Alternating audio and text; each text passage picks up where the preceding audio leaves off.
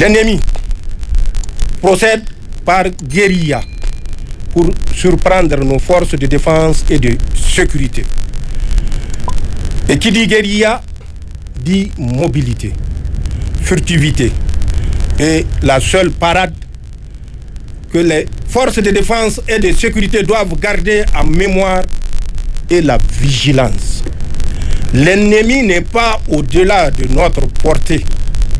L'ennemi bénéficie des renseignements, comme je l'ai dit, et nous surprend dans nos moments de relâchement. C'est pourquoi nous devons œuvrer sur le terrain, en cantonnement, pour être vigilants.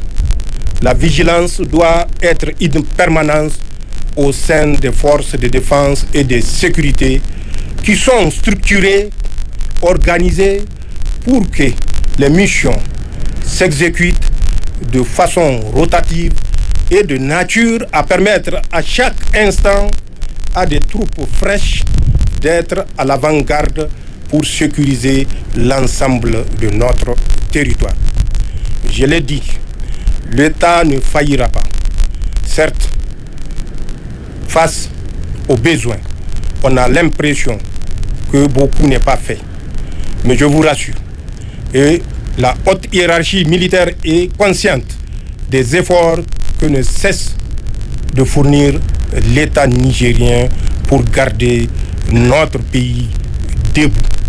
Nous n'avons pas d'autre alternative, nous n'avons pas d'autre choix que de consacrer les maigres ressources au profit de la sécurité de notre pays, au profit des forces de défense et de sécurité.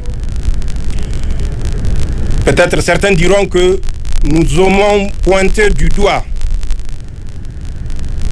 les puissances impérialistes, mais c'est une flagrante réalité. Rappelez-vous, à titre d'exemple, quand il s'est agi du retrait des forces françaises de notre territoire, le commandement français, à travers le commandement français, leurs autorités politiques ont tenté de nous mettre la pression pour que le repli se fasse à travers un territoire voisin qui est le Bénin.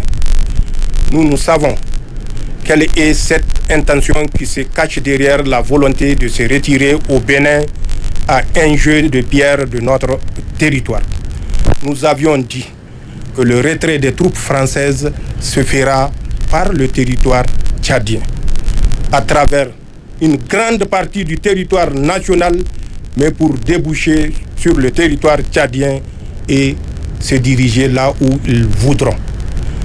À notre grande surprise, allez-y vérifier.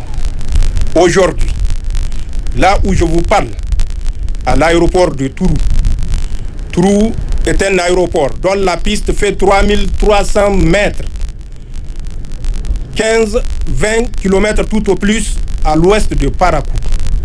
Vous verrez à Tourou, dans le W, dans la Pendjari, l'ensemble des forces que nous avons expulsées par notre territoire et à travers la frontière avec le pays frère du Tchad s'est retrouvé ou se sont retrouvés sur le territoire béninois. Il est temps que ceux qui pensent que nous aimions juste pointer du doigt se réveillent et comprennent la détermination, la volonté de la France à nous déstabiliser.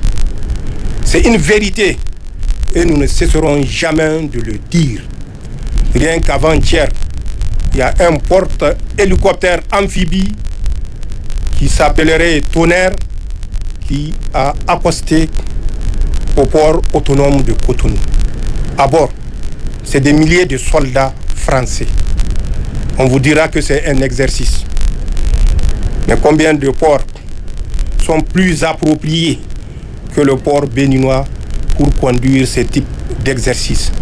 Et à ce que je sache, et à date, ça doit être le 10e débarquement à travers des porte-hélicoptères amphibies. Le 7 décembre, il y avait eu un autre. et nous les suivons régulièrement. Ils doivent être à leur 10e débarquement à Cotonou. C'est pour ça, malgré l'accalmie, malgré la reprise de l'initiative, nous vous appelons à la vigilance. En déploiement comme en cantonnement, restez vigilants. Écoutez les conseils des autorités militaires et de vos commandements directs. Ils savent de quoi ils parlent et ils parlent dans l'intérêt de la sécurité nationale.